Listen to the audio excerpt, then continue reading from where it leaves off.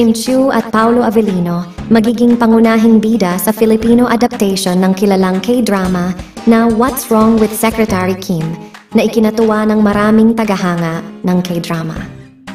Ang dalawang kapamilya stars ay fresh pa nga galing sa tagumpay ng kanilang seryeng linlang sa ABS-CBN at Prime Video.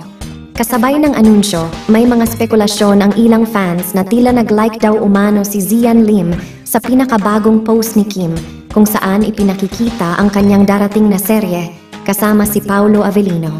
Bagaman walang kumpirmasyon tungkol sa totoong pag-like ni Zian, naniniwala ang mga fans ng tambalan ni Kim Shi sa buong suporta ni Sian sa karera ni Kim. Ang kwento ng What's Wrong with Secretary Kim ay umiikot sa isang gwapo at mayaman, ngunit may pagiging narcissistic na vice chairman ng isang malaking kumpanya na naniniwala na siya ay perpekto sa lahat ng paraan. Ang kanyang buhay ay biglang magbabago nang biglang mag-resign ang kanyang tapat na sekretarya upang tuparin ang kanyang iba pang pangarap sa buhay. Ang Tagalized na bersyon ng seryeng mula sa South Korea ay inere din noon sa ABS-CBN noong 2018 kung saan sina Park Min-young at Park Seo-joon ang nagbibida bilang Secretary Kim at Mr. Vice Chairman.